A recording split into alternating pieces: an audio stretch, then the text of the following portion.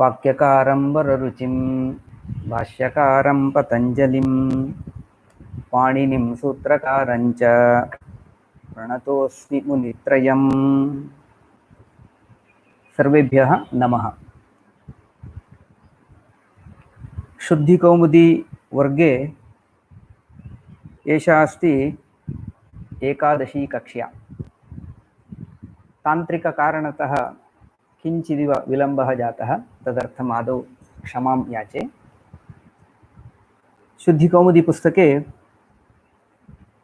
पृष्ठसङ्ख्या अस्ति 44। अद्यतनः विषयः अस्ति आदरार्थे बहुवचनम् इति विषयः। आरम्भे वाक्यद्वयं दर्श्यते। इदानीम् अध्यक्षमहाभागः भाषणं करोति इति प्रथमं वाक्यम्। इदानीम् अध्यक्षाः भाषणं कुर्वन्ति इति द्वितीयं वाक्यम्। अत्र प्रथमे वाक्ये आदरसूचनाय महाभागशब्दः प्रयुक्तः, एकवचनान्तता च प्रयुक्ता। अध्यक्षमहाभागः भाषणं करोति इति वाक्ये महाभागशब्दः अस्ति, एकवचनमपि अस्ति। द्वितीये वाक्ये च बहुवचनान्तप्रयोगः कृतः आदरोद्देशेन, अध्यक्षाः भाषणं कुर्वन्ति इति। वर्य महाभाग महाशय प्रभृतयः शब्दाः आदरं द्योतयन्ति। अतः आदरार्थे तेषाम् उपयोगः युक्तः एव, उचितः एव। व्यक्तेः एकत्वम् अवलम्ब्य एकवचनान्तप्रयोगः। एकवचनान्तप्रयोगः आदरं नाशयति इति न कुत्रापि निर्दिष्टमस्ति। एकवचनेन प्रयोगः क्रियते चेत् कस्यचित् आदरः नष्टं भवति इति भ्रान्तिः करणीया नास्ति। अतः आदरार्हे जने एकवचनान्तप्रयोगः न कदापि दुष्यति। एषः ग्रन्थकारस्य स्पष्टः अभिप्रायः अस्ति। आदरार्हेषु जनेषु एकवचनान्तप्रयोगः बहुधा दृश्यते संस्कृतसाहित्ये। कश्चन सेवकः राजानमुद्दिश्यापि एकवचनप्रयोगमेव करोति। शिशुः मातरम् उद्दिश्य पितरम् उद्दिश्य वा एकवचनप्रयोगमेव करोति। साहित्ये सर्वत्र अस्ति। अतः एषा प्रयोगपरिपाटी शिष्टसम्मता एव। एकवचनान्तत्वेन प्रयोगः, एषा परिपाटी शिष्टसम्मता एव। द्वितीये वाक्ये आदरदर्शनाय बहुवचनान्तता प्रयुक्ता अस्ति। अध्यक्षाः भाषणं कुर्वन्ति इत्यत्र। प्रादेशिकभाषासु आदरद्योतनाय बहुवचनान्तप्रयोगः क्रियमाणः दृश्यते।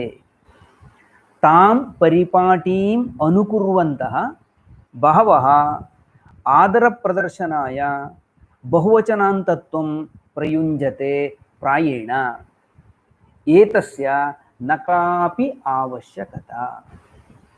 एकवचनस्य प्रयोगः उचितः, किन्तु एकत्वविशिष्टे जने बहुवचनान्तप्रयोगः संस्कृतभाषायां नास्ति इति न, कुत्रचित् तथा प्रयोगः अपि दृश्यते। यथा आचार्याः आगताः, आचार्यः आगतः इत्यर्थे इति प्रयोगः श्रूयते। प्रयोगम् अमुं समर्थयति नागेशः लघुमञ्जूषायां संख्याविचारप्रकरणे। यत्र कोशाद्युदासीनं तत्र यथेच्छम् एकस्मिन् अपि आचार्याः आगताः। आचार्यः आगतः इत्यादि प्रयोगात् इति नागेशस्य पंक्तिः अस्ति। अतः बहुवचनान्तप्रयोगः अशिष्टः इति वक्तुं तु न शक्यते। अस्माकं गुरवः आगताः इति वयम् अस्माकं गुरूणां विषये कदाचित् बहुवचनप्रयोगं कुर्मः एव। एतादृशप्रयोगः अपि शिष्टसम्मतः एव। एवं तर्हि व्यवहारे एकवचनान्तप्रयोगस्य अनुकरणं वरम् उत बहुवचनान्तप्रयोगस्य अस्मदादिभिः किं करणीयम् इति प्रश्नः भवति। एकवचनान्तप्रयोगस्य इत्येव उत्तरम्। अस्मादृशैः एकवचनान्तस्य प्रयोगः एव करणीयः, तदेव उत्तमम् इति उक्तम् अस्ति। बहुवचनान्तप्रयोगमोहस्य त्यागः वरम्। अस्माकं सर्वेषां कश्चन मोहः भवति। एकवचनप्रयोगं कुर्मः चेत् सः कदाचित् अन्यथा चिन्तये, तस्य गौरवं न भवेत् इति वदन्तः इति चिन्तयन्तः वयम्। अस्माकं कश्चन ज्येष्ठः कार्यकर्ता अस्ति, सोऽयं गिरिधरमहोदयः इति उक्तं चेत् पर्याप्तं। तथापि गिरिधरमहोदयाः आगताः सन्ति, ते इदानीं भाषणं कुर्वन्ति, एते हेगडे महोदयाः इदानीं पाठनं कुर्वन्ति इत्यादि वयं बहुवचनस्य प्रयोगं कुर्मः मोहवशात्। ग्रन्थकारः लिखति तस्य मोहस्य परित्यागः वरम्। एकवचनान्तप्रयोगः एव संस्कृतक्षेत्रे बाहुल्येन इत्यतः तस्य एव अनुसरणं श्रेयसे। एकवचनान्तप्रयोगः आदरहानिं कुर्यात् इति शङ्का आदौ उत्पाटनीया। अस्माकं मनसि एव उपविष्टा अस्ति तादृशी शङ्का। एकवचनप्रयोगं कुर्मः चेत् तस्य महाशयस्य आदरस्य हानिः भवति इति शङ्का उपविष्टा अस्ति, सा प्रथमम् उत्पाटनीया भवति। किन्तु एतदत्र स्मर्तव्यं, गुरौ आत्मनि बहुवचनम् इति वचनम् अनुसृत्य आचार्याः आगताः, वयमिह परितुष्टाः वल्कलैः, साधयामः वयम् इत्यादयः प्रयोगाः कृताः दृश्यन्ते प्राचीनैः। एतेषां वाक्यानां विषये पूर्वं चिन्तनं कृतमेव अस्ति। सर्वत्र बहुवचनान्तप्रयोगः कृतः न दृश्यते। एतादृशाः केचन प्रयोगाः सन्ति एव। एवं चेदपि सर्वत्रापि बहुवचनान्तप्रयोगः एव कृतः अस्ति इति न दृश्यते। अतः केषुचित् प्रसङ्गेषु वयम् अस्मद्गुरवः आगताः सन्ति, एते स्वामिपादाः किमपि वदन्ति इति केषुचित् प्रसङ्गेषु बहुवचनप्रयोगं कुर्मः चेत् न दोषाय। तो सामान्यतः व्यवहारे विशिष्य कार्यकर्तारः वयम् अस्माकं स्तरे यस्य कस्यचिद्वा विषये वदेम, एकवचनप्रयोगं कुर्मः एव, न दोषाय। कश्चन महाशयः आगच्छति, वयं वदामः एषः महोदयः संस्कृतभारत्याः अध्यक्षः अस्ति, अध्यक्षमहोदयः अस्ति, सः इदानीं दीपप्रज्वालनं करोति, तथा प्रयोगः पर्याप्तः। अध्यक्षमहोदयाः उपस्थिताः सन्ति, ते इदानीं दीपप्रज्वालनेन वर्गस्य उद्घाटनं करिष्यन्ति इति बहुवचनप्रयोगस्य आवश्यकता नास्ति। गौरवद्योतनार्थं महोदयः, महाशयः, वर्यः, महाभागः इत्यादीनां शब्दानां प्रयोगं कुर्मः एव। तस्य प्रयोगमपि कृत्वा पुनः बहुवचनस्यापि प्रयोगं कुर्मः चेत् तद् नावश्यकम्। अतः एकवचनस्य प्रयोगः एव श्रेयसे। अग्रिमः विषयः अस्ति कर्तृकर्मणोः बहुत्वेपि क्रियापदस्य एकवचनान्तता। बहवः कर्तारः भवन्ति। एते एते एते अयम् इति केचन कर्तारः उच्यन्ते। अनन्तरं तु क्रियापदम् उच्यते एकवचनान्तं भवति। एवमेव बहूनि कर्माणि सन्ति चेदपि क्रियापदे एकवचनस्य प्रयोगः क्रियते कुत्रचित्। यथा रामः लक्ष्मणः सीता च गच्छति गच्छन्ति। किं प्रयोक्तव्यं? रामः लक्ष्मणः सीता च गच्छति इति वक्तव्यम् अथवा गच्छन्ति इति वक्तव्यम् इति प्रश्नः कृतः चेत् अत्र रामः लक्ष्मणः सीता च इति त्रयः कर्तारः सन्ति। समुदितानाम् एतेषां त्रयाणामपि क्रियायां यदा अन्वयः इष्यते तदा क्रियापदस्य बहुवचनत्वं तदा तो गच्छन्ति इति प्रयोगः करणीयः। रामः लक्ष्मणः सीता च गच्छन्ति इति। यदा च चकारप्रयोगबलात् एकैकस्यापि क्रियायां स्वातन्त्र्येण अन्वयः तदा क्रियापदस्य एकवचनत्वम् अपि संगतम् एव। रामः लक्ष्मणः सीता च गच्छति इति यदि उच्यते, रामः गच्छति लक्ष्मणः गच्छति सीता गच्छति इति एकैकस्यापि कर्तुः पृथक् अन्वयः भवति। अनेन न्यायेन सः प्रयोगः अपि साधुः एव। अतः गच्छति इति एकवचनान्तप्रयोगः अपि साधुः एव। तर्हि एकवचनान्तत्वमपि शुद्धम् इति भवन्तः वदन्ति चेत् तत्र प्रमाणं किं? शिष्टानां प्रयोगः अस्ति किम् इति प्रश्नः भवति। किमत्र प्रमाणम्?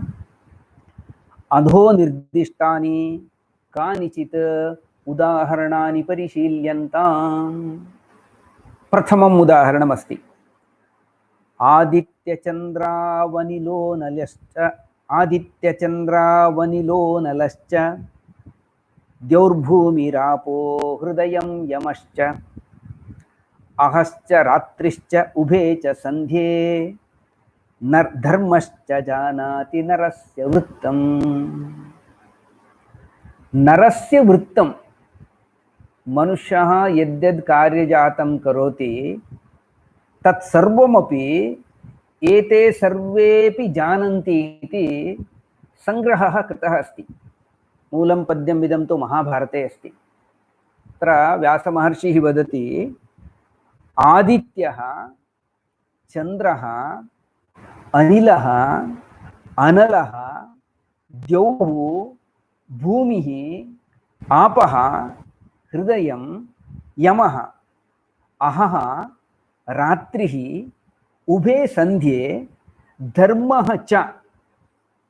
एते सर्वे सन्ति कर्तारः। अन्ते क्रियापदमुक्तमस्ति धर्मश्च जानाति नरस्य वृत्तम्। एते सर्वे सन्ति चेदपि अन्ते क्रियापदस्य प्रयोगः कृतः अस्ति धर्मश्च जानाति इति एकवचनान्तत्वं प्रयुक्तम् अस्ति। अत्र कर्तृपदानि बहूनि तथापि क्रियापदम् एकवचनान्तमेव। पृथगन्वयः भवति इति कारणतः एकवचनान्तत्वं न दोषाय। अन्यदेकम् उदाहरणं दर्श्यते मनुस्मृतेः वचनमिदं तस्मात् ब्राह्मणराजन्यौ वैश्यश्च न सुरां पिबेत्। तस्मात् कारणात् ब्राह्मणः राजन्यः नाम क्षत्रियः वैश्यः च एते सुरां न पिबेत्। ब्राह्मणः वैश्यः शूद्रः च सुरां न पिबेत्। पिबेत् इति एकवचनस्य प्रयोगः कृतः अस्ति। अग्रे च तद् मनुस्मृतेः वचनं वाल्मीकिरामायणस्य एकम् उदाहरणं प्रदर्श्यते तस्य राज्यञ्च कीर्तिश्च प्रतापश्चापि वर्धते। राज्यं कीर्तिः प्रतापः इति त्रयः कर्तारः सन्ति। क्रियापदं तु अस्ति वर्धते इति एकवचनान्तम् अस्ति। अनन्तरं चरः शरीरावयवाः स्वभावो धातवः क्रिया लिंगं प्रमाणं सत्कारो संस्कारो मात्रा चास्मिन् परीक्ष्यते। चरकसंहितायां स्थितम् एकं वचनम् इदमस्ति। अत्र एते सर्वे लिंगं प्रमाणं संस्कारः मात्रा च अस्मिन् परीक्ष्यते। पूर्वं तु शरीरावयवाः स्वभावः धातवः क्रिया क्रियापदं तु प्रयुक्तमस्ति परीक्ष्यते इति। महाभाष्यस्य प्रयोगः अपि अत्र अपरं प्रमाणम्। भाष्यप्रयोगो यथा अब्जे अब्जा अभ्याजेत्युक्ते क्रिया निर्दिष्टा कर्तृकर्मणि गुणश्च अनिर्दिष्टः इति महाभाष्यस्य किंचन वचनम् उदाहृतमस्ति।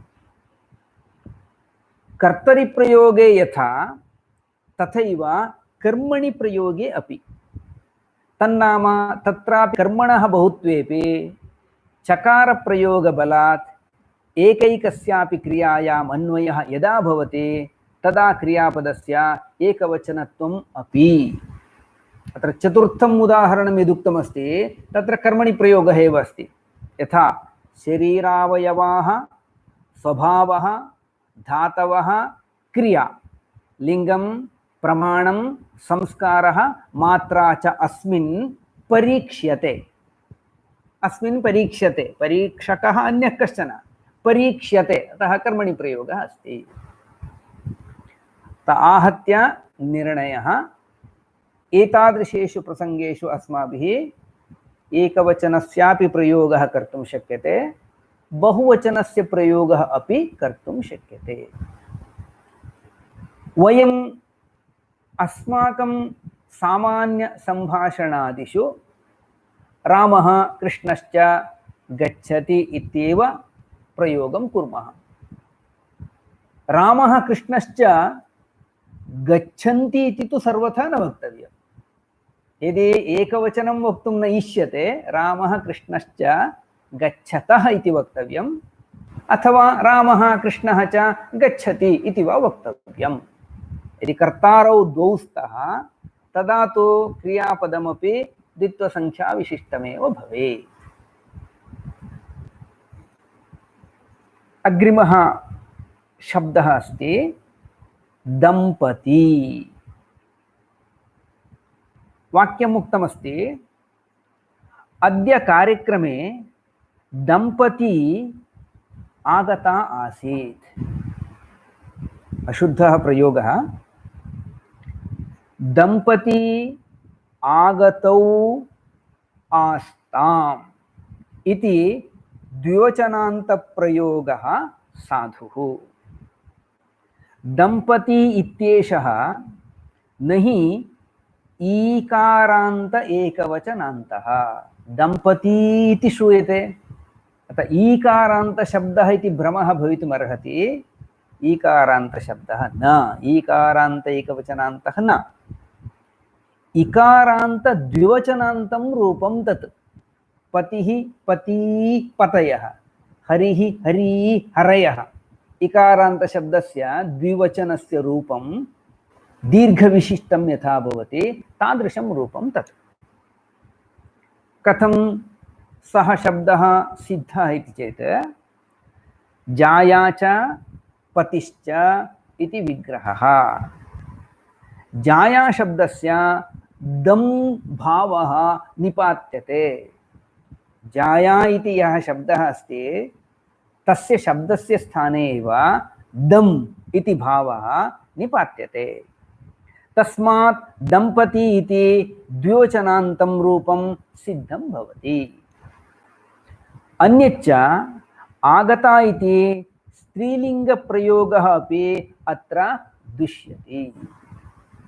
अतः कथं प्रयोगः करणीयः अस्माभिः इति चेत् अद्यतन कार्यक्रमे दंपती उपस्थितौ आस्ताम्।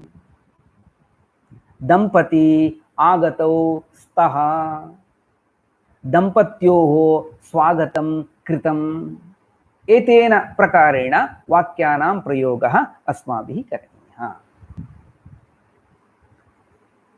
तर्हि प्रश्नः उत्पन्नः भवति, दंपतयः इति रूपं सिद्धं भवति उत न? अग्रिमः शब्दः सः एव अस्ति।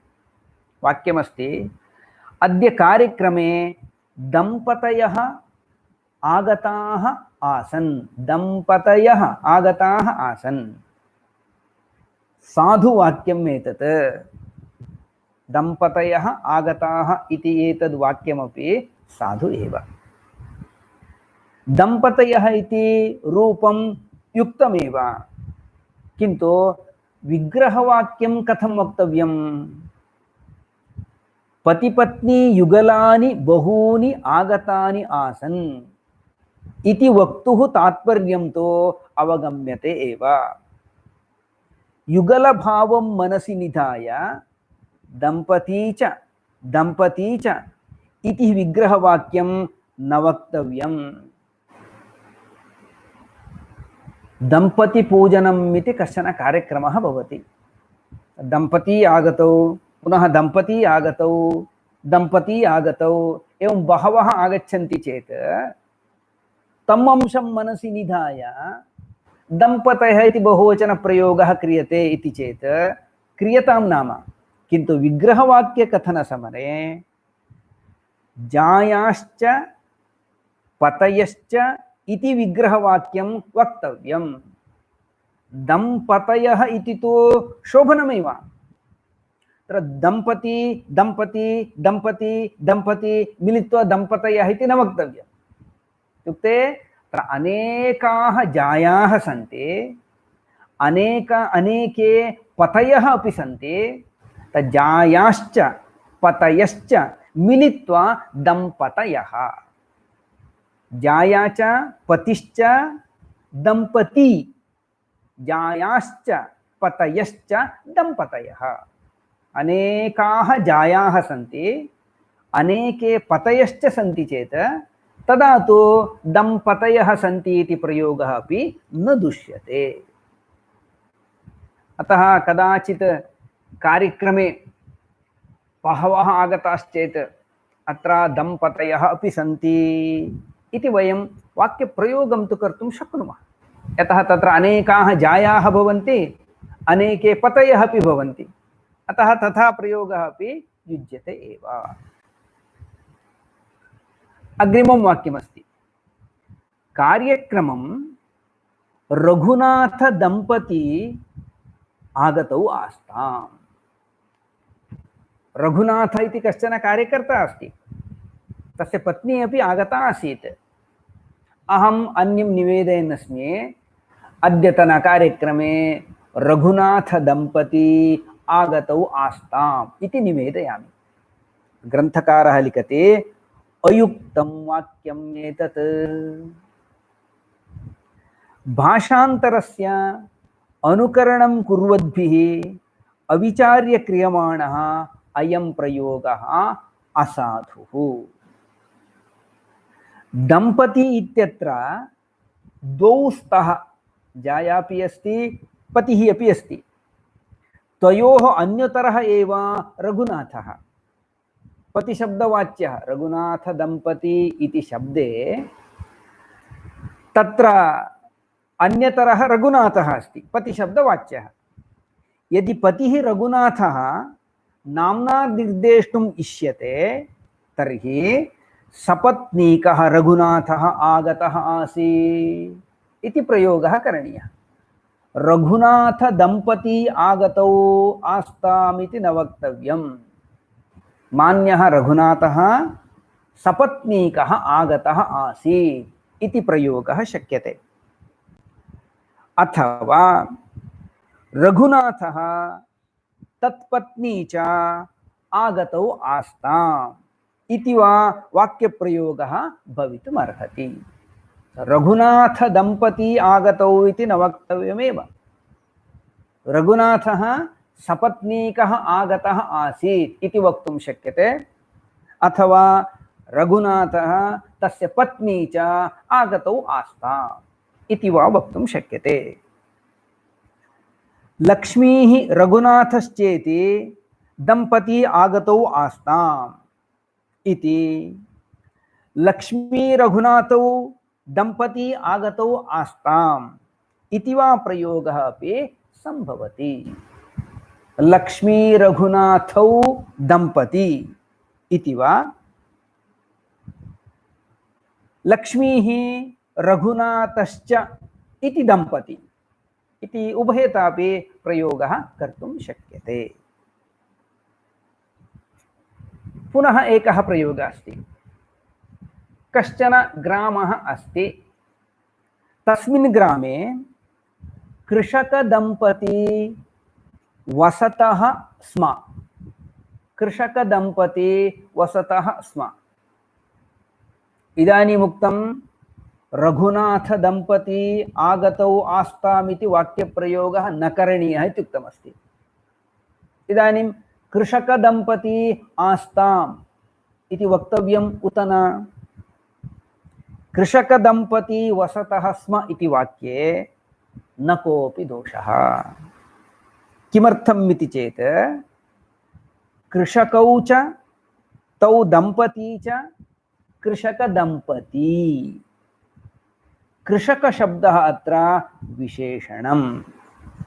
पूर्वस्मिन् उदाहरणे तु रघुनाथपदं न विशेषणमासीत्, अतः आपत्तिः तत्र उक्ता आसीत्। इत्युक्ते यत्र विशेषणं पत्यौ अपि संगच्छते पत्न्याम् अपि संगच्छते तर्हि तादृशस्य प्रयोगः कर्तुं शक्यते। कृषकदंपती, सैनिकदंपती, अभिनेतृदंपती। कश्चन अभिनेता अस्ति, तस्य पत्नी अभिनेत्री अस्ति, तौ दंपती आगच्छतः चेत् अभिनेतृदंपती आगतौ स्तः, तथा प्रयोगं कर्तुं शक्नुमः एव। अस्मिन् अध्याये अन्तिमं वाक्यमिदमस्ति।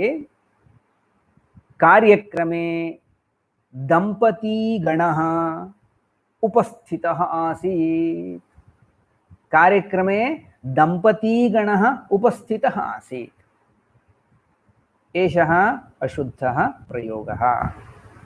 दंपतीगणः इति शब्दप्रयोगः साधुः। दंपतीगणः, अकारस्य अनन्तरम् इकारः ह्रस्वः। दंपतीगणः इति शब्दप्रयोगः साधुः। जाया च पतिश्च दंपती, जायाश्च पतयश्च दंपतयः। तेषां दंपतीनां गणः दंपतिगणः, न तु दंपतीगणः, दंपतिगणः। षष्ठी सत्पुरुषः समासः अत्र। पूर्वपदस्य विभक्तेः लोपः। दंपति शब्दः यः अस्ति तदनन्तरं या विभक्तिः भवति, विभक्तेः लोपः भवति। तस्मात् दंपतिगणः इति रूपम्। पूर्वपदस्य अन्ते स्थितस्य इकारस्य दीर्घः न केनापि सूत्रेण विहितः। दंपती इत्यस्य इकारान्त द्विवचनान्तत्वं विस्मृत्य भ्रान्त्या ईकारान्तत्वं विचिन्त्य दंपतीगणः इति प्रयोगः कृतः स्यात्। अतः शुद्धः प्रयोगः दंपतिगणः अत्र उपस्थितः अस्ति इति प्रयोगः शुद्धः भवति। एवञ्च शुद्धिकौमुदी ग्रन्थे अस्मिन् द्वितीयः अध्यायः समापितः अस्ति। इतः अग्रे अस्ति तृतीयः अध्यायः। आदौ स्त्रीप्रत्ययगताः दोषाः परिशीलनाय स्वीकृताः सन्ति। सामान्यः दोषः कुत्र सम्भवति? स्त्रीप्रत्ययान्तरूपाणां विषये केषाञ्चित् भ्रान्तिः अस्ति। प्रादेशिकभाषायाः प्रभावतः प्रायः एवं सम्भवति। तादृशानि भ्रान्तियुक्तानि रूपाणि यथा अशुद्धं शुद्धम् इति प्रथमं यद् उच्चार्यते तद् अशुद्धम्, अनन्तरं यत् उच्चार्यते तद् शुद्धम् इति अवगन्तव्यम्। अध्यापकी अशुद्धम्, अध्यापिका इति शुद्धम्। लेखकी अशुद्धं, लेखिका शुद्धम्। उपन्यासकी अशुद्धं, उपन्यासिका शुद्धम्। नायकी अस्मिन् नाटके एषा नायकी अस्ति। अभिज्ञानशाकुन्तले शकुन्तला नायकी अस्ति इति प्रयोगः क्रियते। नायकी इति अशुद्धं रूपं, नायिका इति शुद्धं रूपम्। अभिज्ञानशाकुन्तले शकुन्तला नायिका अस्ति। उद्घोषकी अशुद्धम्, एषा कार्यकर्त्री आकाशवाण्याम् उद्घोषिका अस्ति, न तु उद्घोषकी।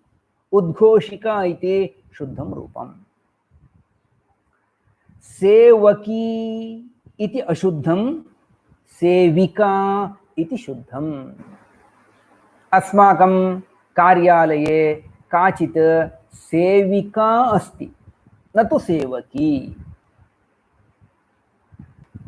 अनुवादकार्यं करोति कश्चन पुरुषः, सः उच्यते अनुवादकः।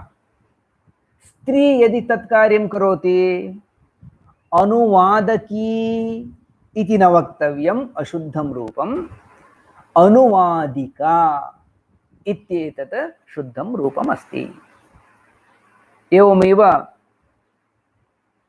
विभूषकी, विभूषिका अन्यदपि उदाहरणं। विभूषिका इति शुद्धम्।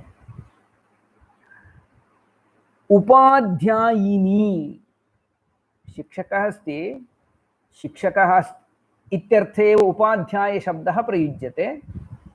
स्त्री चेत् उपाध्यायिनी इति प्रयोगः क्रियेत, किन्तु तद्रूपम् अशुद्धं। तत्र रूपद्वयमस्ति, उपाध्याया उपाध्यायी, द्वयमपि शुद्धमेव। उपाध्याया उपाध्यायी द्वयमपि शुद्धम्। उपाध्यायिनी इति तु अशुद्धम्।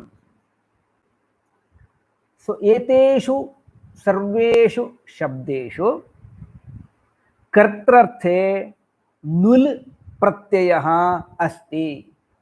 नुल् प्रत्ययः प्रत्ययस्थात् कात् पूर्वस्य आतः इदाप्यसुपः इति सूत्रेण ककारस्य इकारः अपि परे। अतः एते टाबन्ताः एव। स्त्रीप्रत्ययत्वेन एतेषां सर्वेषां पुरतः टाप् भवति। तस्मात् कारणात् एते सर्वेपि टाबन्ताः एव, न तु नीबन्ताः। नीशन्ताः वा न, अपि तु टाबन्ताः एव। उपाध्यायी इत्यत्र विकल्पेन नीश्, उपाध्यायी इत्यत्र नीशः अभावे टाप् भवति। अतः नीश् भवति चेत् उपाध्यायी इति रूपम्, टाप् भवति चेत् उपाध्याया इति अन्यत् रूपम्। या अत्र अर्थेपि कश्चन भेदः अस्ति। अनन्तरं या स्वयमेव अध्यापिका सा उपाध्यायी उपाध्याया वा, नीशन्तः भवतु टाबन्तः वा भवतु, या उपाध्यायस्य पत्नी भवति सा उपाध्यायानी, अन्यः शब्दः अस्ति। शिक्षकः अस्ति, शिक्षकस्य पत्नी अस्ति, सा शिक्षणकार्यं न करोति, गृहे पाकं करोति, किन्तु शिक्षकस्य पत्नी अस्ति सा। शिक्षकः इत्यर्थे वयम् उपाध्यायशब्दं वदामः। उपाध्यायस्य पत्नी या अस्ति सा च उच्यते उपाध्यायानी।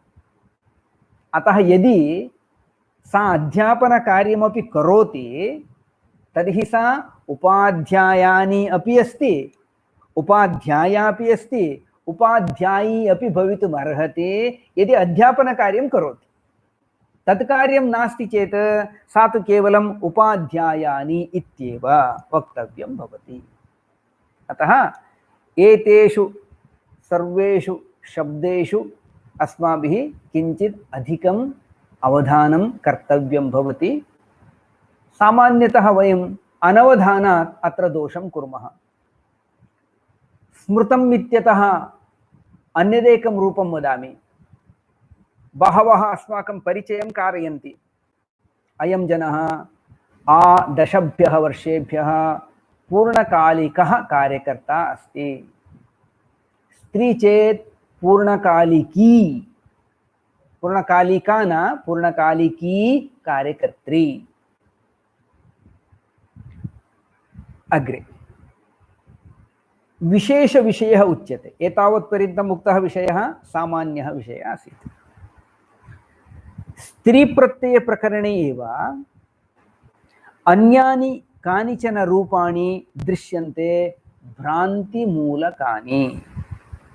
तत्रापि प्रादेशिकभाषाप्रभावः एव कारणं। तानि यथा अशुद्धं रूपमस्ति अध्यक्षिणी, शुद्धं रूपमस्ति अध्यक्षा। अस्मिन् कार्यक्रमे अध्यक्षिणी आगता अस्ति इति वयं वदामः, न कार्यक्रमे अध्यक्षा अस्ति इति वाक्यं वक्तव्यम्। एवमेव सिंहः अस्ति, सिंहस्य स्त्री या अस्ति सा सिंहिणी इति उच्यते। मातृभाषायां तु तथैव प्रयोगः अस्ति, किन्तु संस्कृते तु सिंही इति वक्तव्यम्। सिंहः, सिंहस्य स्त्री भवति सिंही, न तु सिंहिणी। व्याघ्रः व्याघ्री, तत्र अस्माकं संशयः न भवति, किन्तु सिंहः सिंहिणी इति वदामः बहवः, किन्तु तत्रापि सिंही इत्येव वक्तव्यम्। इन्नन्ताः शब्दाः स्त्रियाम् ईकारं प्राप्नुवन्ति खलु, यथा अधिकारिणी, उपकारिणी, न्यायवादिनी इत्यादयः। तेषां सादृश्यं मनसि निधाय अध्यक्षिणी, सिंहिणी इत्यादीनि रूपाणि प्रयुज्यन्ते प्रायः, किन्तु तथा प्रयोगः न करणीयः। अग्रिमः शब्दः अस्ति नर्तकी। अधोलिखितं वाक्यं पठत। सा नर्तकी रमणीयतया नृत्यति। अत्र नर्तकी इति यत् प्रयुक्तं तद् साधु। नृती गात्रविक्षेपे इति धातोः शिल्पिनि शुन् इति सूत्रेण शुन् प्रत्यये कृते नर्तकः इति रूपं सिद्धं पुल्लिङ्गे। तस्य स्त्रियां न टाप् अपितु नीश् षिद्गौरादिभ्यश्च इति सूत्रेण। अतः नर्तकशब्दः स्त्रीत्वे नीश् इति प्रत्ययः, तदा तु नर्तकी इति रूपं सिद्धं भवति। किन्तु नर्तिका इति रूपमेव न भवति किम् इति यदि प्रश्नः क्रियते, अत्र किञ्चित् स्मर्तव्यमस्ति। एतदत्र स्मर्तव्यम्। शिल्पं नाम क्रियाकौशलं। या क्रिया क्रियते तस्यां क्रियायां विद्यमानं कौशलमेव शिल्पशब्देन उच्यते। तद्वतः कर्तुः शुन् स्यात्। तदभावे शुन् प्रत्ययः उक्तः अस्ति, यस्य कर्तुः तादृशं कौशलम् अस्ति, किन्तु तादृशं कौशलमेव नास्ति चेत् तदा तदभावे तो कर्तरि नुल् स्यात् एव। कर्तृर्थे नुल् प्रत्ययः भवितुम् अर्हति एव। तदापि नर्तकः इति रूपं पुल्लिङ्गे, किन्तु स्त्रियां षित्वा भावात् न ङीष् अपि तु टाप्।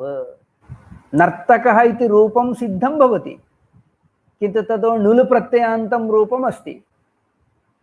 तस्मात् कारणात् षिद्गौरादिभ्यः इति सूत्रेण तत्र ङीष् प्रत्ययः न भवति एव। कः प्रत्ययः तर्हि?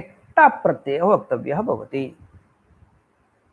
प्रत्ययस्थात् इति सूत्रेण अकारस्य इकारः, तदा च नर्तिका इति रूपं, नर्तिका इति रूपं सिद्धं भवति। नर्तनकौशलरहिता इति अर्थः सिद्ध्यति।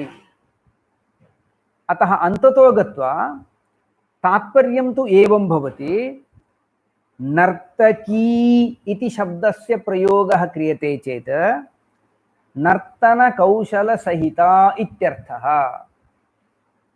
अप्सराः उर्वशी नर्तकी आसीत्, नर्तनकौशलं तस्याम् आसीदेव, अतः सा नर्तकी।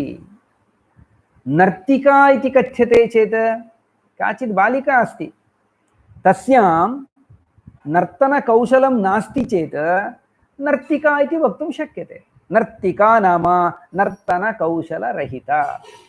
स्मर्तव्यं, नर्तकी इत्युक्ते नर्तनकौशलसहिता, नर्तिका इत्युच्यते चेत् नर्तनकौशलरहिता इति अर्थः अवगन्तव्यः।